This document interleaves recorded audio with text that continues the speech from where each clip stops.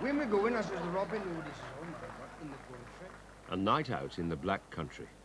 But what's going on in the Citizens Theatre behind the Robin Hood Brierley Hill is more than that. It's a Black Country night out. Enoch and Eli are traditional characters playing to a Black Country audience and telling Black Country jokes. Any road up, we gets to Dugley.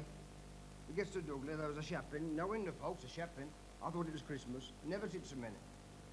We gets in the bus queue. They've heard them all before, but hearing them again is an excuse to laugh, not just with other people, but with other Black Country people. And there was a man in front of we, they know him from Adam. Stranger, would it? Oh. Complete stranger. He stopped and if he did, take his eye. This one, Rory? That one. Oh. Telling him.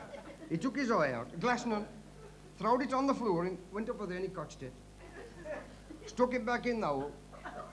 I says, here, my man, I couldn't help it. I says, here, when you done that for us, turned me belly over. Made me feel I says, what's all that business? He said, I want to see if there's any room upstairs.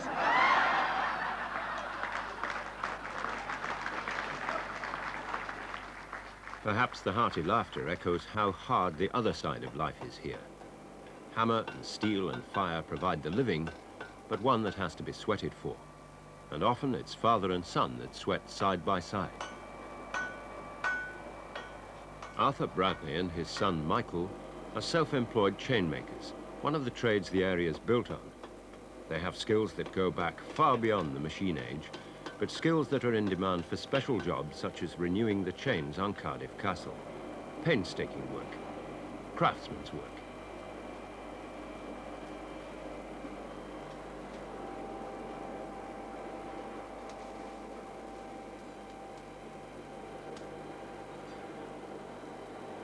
Pride themselves on making anything. Grab handles for the Dudley sewer, brackets for Bangladesh. Whatever they can do cheaper than a machine.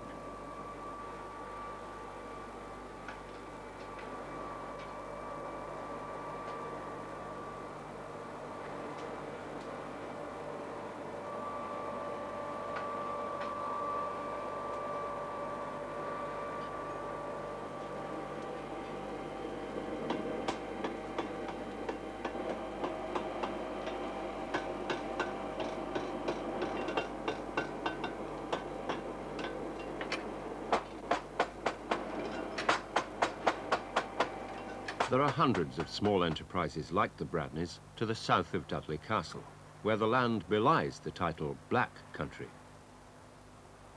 The hills are as green as any in the land, but their soft, rounded shapes are pocked and scarred where the underlying limestone was ripped out for iron smelting, a process fired by the 30-foot coal seam down below, a coal seam that gave the area its name. Now the sightseer stumbles on ghosts. The seam is worked out. But monuments like Old Horn Colliery still stand. You don't have to take more than a stride from the bustle of the winding grey roads to come across a host of backyard workshops. Once, Harry Bloomer earned a crust here with a bunch of his relations. Now it's down to Harry and his dog.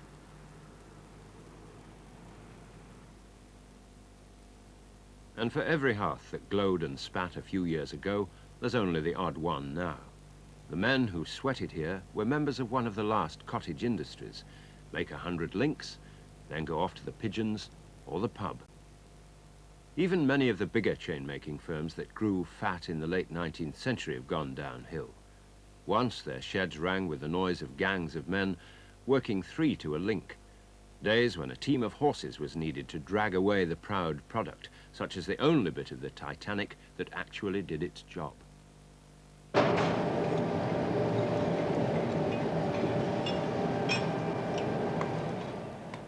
But the industry sank too, and a lifetime later, firms like this have only 2 men where they would have had 100. Clary Johnson is a rare survivor from those great, hard, hot days of chain making. A man with the dexterity to handle the heaviest handmade chain with the ease of a ring of paper clips.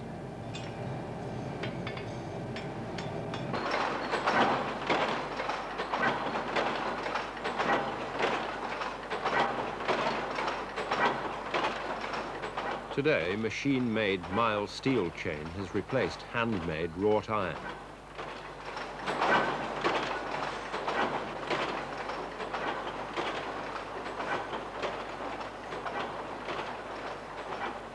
And it's the machine that does the welding, not the hammer. Most of the welding machines are tended by women, but oddly enough, that isn't something new. In 1908, in Cradley Heath alone, there were 1,200 women chainmakers. That year, the conditions that they worked in were exposed when Robert Sherard referred to them as the white slaves of England. In 1910, the outcry reached its peak and the women went on strike. Nonetheless, women stayed on in the industry until a very few years ago, and not all the memories are bleak. Oh, chainmaker lad, he's a masher, he's always smoking his pipe, he's always whistling the wenches, especially on Saturday night. Saturday night is my delight, Sunday morning too. Monday morning go to school, he's always after me, but collier boys, collier boys, collier boys come in. Down the road is black as coal, and that's the chap for me. Lucy Woodall is the last of the women chainmakers. She retired only 4 years ago, after a lifetime of working metal at the fire. Mother was a nail maker. My mother was a nail maker, but I couldn't do it after I was married for the simple reason is there wasn't a oath. Like with most of the nail makers in the back country in them days, well, they did with a chain after. They'd got a hearth in their own wash house. 13, just 13 I was, because I left school on the Friday in November the 21st, and I started to work on the Monday. And I'd got to serve 2 years apprenticeship. That's the thing they aren't doing today. Suppose you'd done a week at the chain shop and you'd come back and told your parents that you didn't like it and you weren't going to go anymore. Oh, I don't know what they would have said. Oh, it might have been a bust-up. When I started making chain, they didn't teach you then, they knocked it into you. Well, they stood by you and saw you do it right. If you did a blow wrong, well, you got one across the wrist. I'm a shaft. Anything they pick up, they pull you out and show you how to make it. And they get in again and try it again. And there wasn't anything much else for the girl unless they went to service. And most girls, they'd rather work on the fire than they'd go out to service. Now, that's the way. No, nice and steady. Go on, that's it. Hit it, go on. Go on. Right. It was a hard life, but one that has generated a lot of local pride. These days, local children are encouraged to take an interest in exactly how their grandfathers and grandmothers worked. Back on the point. That's it. Other areas conserve their rivers and trees and stately homes. Round Dudley, they conserve their industrial past. Mushroom Green isn't quite as rustic as its name suggests. It's where the Black Country Museum has rebuilt a chain shop, and even the new buildings going up around the old are made to match its style. Now, hit it on then. Go on.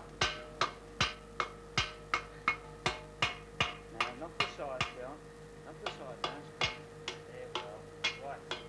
There's a respect for industry, and a respect for the industrious. At 81, Cliff Willits is still a local councillor, and respected too for the 25 years he put in as a striker, making anchor chain. My mother started to work as a blower when she was 8 years of age, and she was making chain when she was 10 years of age. And the bellows that you see there were a very important part of a chainmaker's equipment. My mother always kept a clothes basket or a soap box on those bellows, and put the baby in when it wouldn't go to sleep, and that baby would go to sleep by the bellows going up and down, up and down. Of the inhabitants that we talked to in Mushroom Green, they tended to look back with a sort of pride about the children working at the age of 10 in the chain shop, whereas really I don't think that it's anything to be proud of. This brochure on the Mushroom Green chain shop, produced by a group of local sixth formers, took the top award in a national newspaper competition, and they certainly learned how different their young lives might have been. People move away for jobs more than they used to, where they used to stop because the work was in this place where you lived. No, it isn't nowadays. Not for women anyway, I don't think. So they used to go and work in the back garden. We haven't got that anymore. So times have changed. But what about their present loyalties? My parents don't work in the traditional industries, so I think it's tales that I've heard of my grandparents are rather far removed from the present. There's really no bearing on my life at all. I mean, I feel loyalty to my parents and family, but not so much to the place itself. Where there was and is brass, there is inevitably muck. In getting to be one of the workshops of the world, the Black Country had to give up any pretense to elegance or sophistication. But people stay here all the same, and stay because they want to. Even the young who go away to college often come back to smart new semis built slap bang among the old workshops. Maybe the explanation is simply obsession, a need to get to grips with the past. Aye, but, you know, seriously, have you noticed the different changing scene of the Black Country? What a difference to that sort of animated situation in the old markets where you've got the banter and the shouting, eh? Have you all stood round old marketplaces and seen the folks with the eager faces who crowding round and on aloft at the market folks selling all sorts of old uns, young uns, selling shirts, fat uns, thin uns, flogging skates, yards of linen, net and cating, very cheap, that's for sating. Apples and oranges, tomatoes and grapes, whitenings, wallpapers, paints and tapes, and women they shouting, get your powder. Stack of the wenches start to crowd her. For the stuff to make the faces pretty, been bought special from the city, pots and pans, buckets and dishes, and the bloke stuns and simply wishes the women would buy him instead of rushing to get a frock or a fancy cushion. Cups and saucers, plates and mugs, carpets, linos, doormats, rugs, taters, fish, cakes and honey, all you want, just the money. Earrings, pendants, brooches, watches, someone good. Despite the nostalgia of the poem, Dudley Market still looks busy and prosperous enough. In fact, the area's never needed nor had any government aid, and it's proud of that. It's a pride that they certainly don't wear on their sleeves, but that some of them reflect in their cocky attitude to the world. John Fletcher is a university lecturer, but more significantly, he's president of the Black Country Society. With an eye half professional, half partisan, he's weighed up the special qualities of the area. Admittedly, in certain industries like nail and chain, there has been a decline, there has been hard times, but generally speaking, compared to other industrial regions, the Black Country has a tradition of prosperity. Black Country people, generally speaking, have a skill which is usable in other sorts of trades. If the chain industry collapses, then you move into something else. It's still metalworking. Does that mean that the families stay together more than they might do in other areas, do you think? I think so. It's in the past, certainly, the parents found their children jobs, and often the father would take his son into industry. Often they would work together, and the son might go into different sorts of work. But most important, perhaps today, it's meant that children who get further education or training in a university or a college of some kind, these children can come back in the area and get jobs in the area. And so you find often, in my case, for example, my father was a factory labourer, I went to Oxford. And this is very frequent in the Black Country. Yet we all still live there, we all still have our relations. And this has perhaps meant in the Black Country that the divisions between one class of society, manager and worker, or supervisor and worker, these divisions are not too pronounced in the Black Country. This quiet semi once housed the headquarters of the Chainmakers Union, which recently died a quiet death. the union's history seems to underline what John Fletcher says. In 100 years of existence under only 3 general secretaries, it never had a strike, and the bosses used it to implement a closed shop policy. Indeed, by far the biggest problem in the union's history is the present one of what to do with the premises and assets now the end has come. To Cliff Willett's mind, the subservience of the chainmakers' union was an embarrassment. Perhaps it's symbolised in what I used to see on a slate when I used to walk down a place called Little Hill in Cradley. God bless our boss and his relations, and may they keep us in our proper stations. And they had the opinion that the employer was responsible for their living, that it was the employer that created the trade, and if he didn't exist, well, they would be without a job, which was all wrong. But somehow or other you couldn't get these people to believe that. And I have actually seen people when I used to go down to my granny's on a Sunday morning early, seen these women with the white pinafores on, chainmakers' wives and chainmakers themselves, seeing people go down to the chapel, and they would bow their heads in homage to them and say, "Good morning, Master." Morning, Master.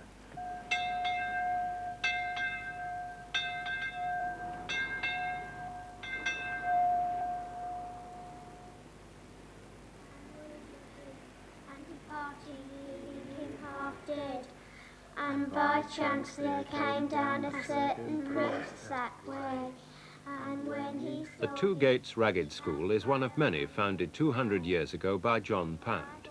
Today, there are few left in the country, and the Two Gates School no longer needs to defend its children from the hurts of poverty. Nonetheless, Cliff Willets, councillor, former mayor, lay preacher, and the Sunday school superintendent, still believes that the children do need care, both in body and soul. said Jesus unto him, "Go and do thou likewise."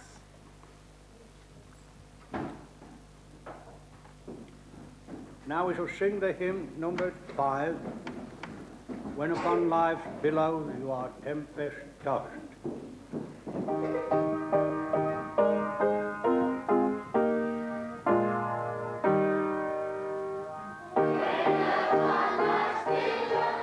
Even in a working class area, poverty isn't the problem that it was.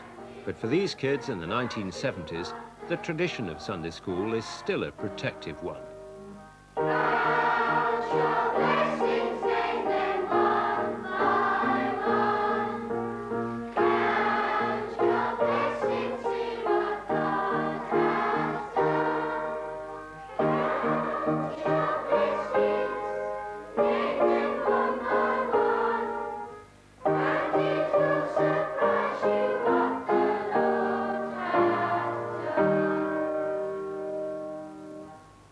Singing hymns, even in the workshops, were never far away, each one a sitting duck for the hellfire preacher next door.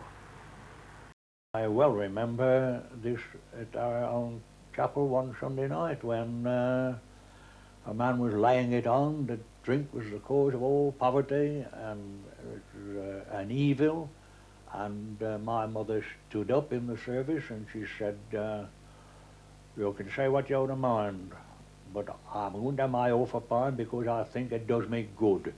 And I will always remember his reply. He said, "Carrie," that was her Christian name, "you'll go to hell." Now that was the extreme which they made a fundamental mistake of going to hell because they had half a pint of beer. And she gave a classic reply, although she couldn't read nor write. She said, "I don't care whether I go up there or down there." I said, "She's somebody I know."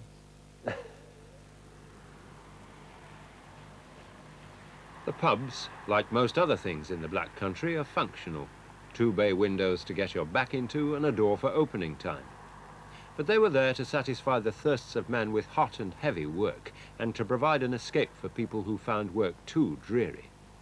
Real ale is nothing new in the Black Country. Men who could spot the flaws in an anchor chain could always tell the difference between the real thing and Burton's returns, though in hard times they'd somehow force even that down. I thought that's him. That's him, I can tell his signature tune. I went out, he was standing up the top of the street, got his arms round the lamp, looking up at the light. He says, "Doll, come and open the door, I know you're in, I can see the light upstairs." I went up to him, I says, "Look at you. 3 sheets to the wind and another one a-blowing." And he fell up the gutter, I shone paralytic. He says, "Dolly, I took a load off my mind, I thought I was lame." Well, folks, it's time I go and nap. And I'll come and see you again on the second half, so cheerio.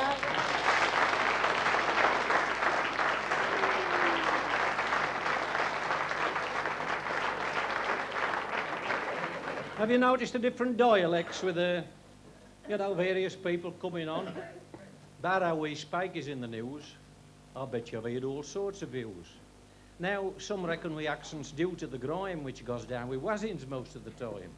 Now, a lot go way up the way we're talking, but you'll keep your ears open when you're walking any place with black country folk in. You'll hear these words, and I by joke, we don't say do not, you say do.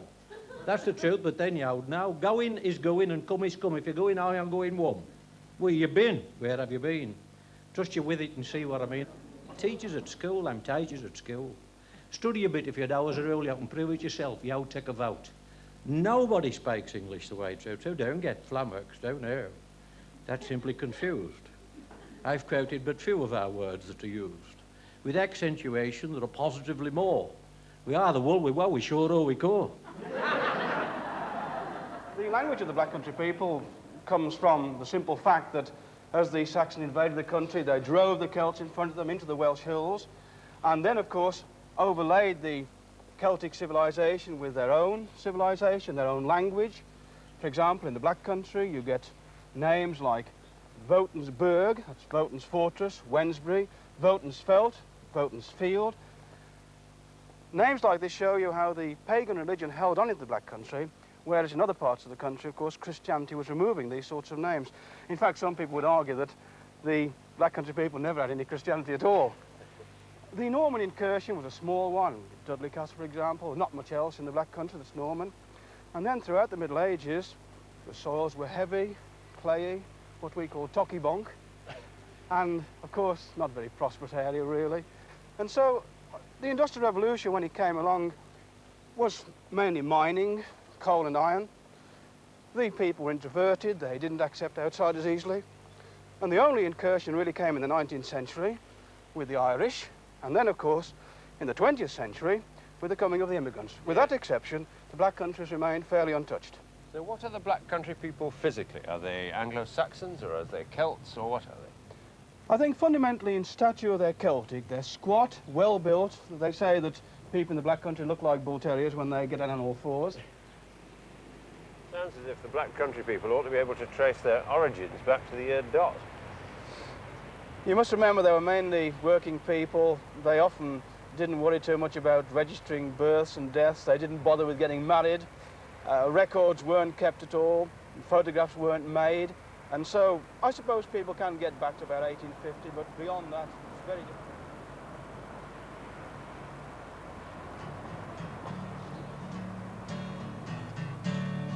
Well, we're going through the tunnel. Push, boys, push. We're saving this old tunnel. Push, boys, push. It's the pride of Dudley Town, and they're trying to close it down. So push, boys, push. Oh, push, push. The boat's been going through. Dudley Tunnel, one of the wonders of the 19th century world. It's the longest navigable tunnel in the British Isles, and even today the pride of a whole network of canals that first opened up the Black Country to industrial development. Today, though, the narrow boats carry not coal and steel, but day trippers and enthusiasts.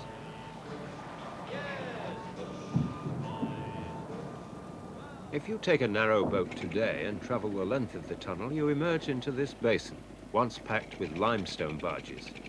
Now, in the shadow of Dudley Castle, they're rescuing and rebuilding the past, constructing an open-air museum. Chain shops and chapels are taken down brick by numbered brick and re-erected on this site. It's black country history for black country people. And John Fletcher reckons that the more the local people know about their past, the more pride they'll take in it.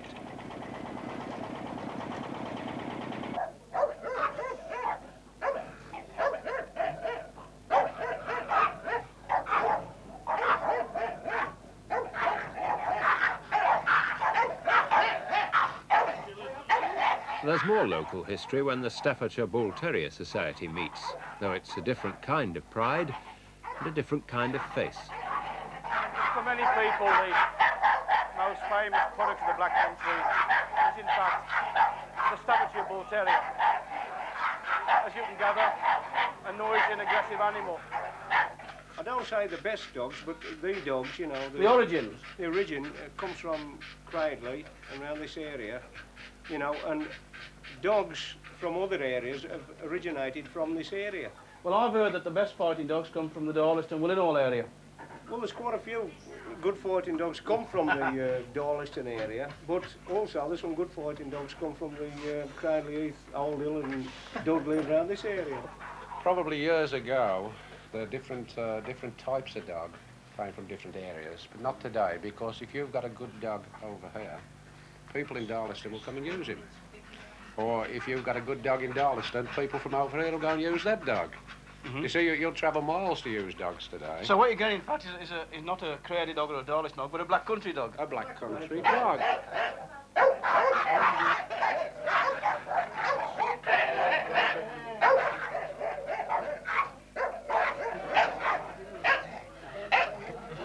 Really, you know, the black country work, when it's chain making and things like this, you know, I think this is a reflection of the black country man himself, actually. You know, he's hard working, hard fighting, and hard drinking ways. Now, you've got a dog there that's bloody hard, and he is hard, and he can fight. Anything on four legs, they'll lick it, pound for pound. I think this is a reflection of the old black country man himself. It's their pastime, you know, and I think they've got a reflection of themselves, actually. For Cliff Willits, it's the chainmaker who symbolises the black country. You don't see a man walk out of Leyland and look at a car and say, I made that. But you do with a chainmaker. They would look up and down a piece of chain with a pride and say, I made that. And that was the symbol of the quality of the man. The sense of pride will never be eradicated from the real chainmaker, never be eradicated. And it'll only die when every chainmaker has died and gone to heaven. And bound to go to heaven, it's the right place for them. As you walk down each street, friendly blokes you will meet. Their faces all full of good cheer. But their friendship you'll doubt when the boozers turn out and you'll feel a big fist in your ear.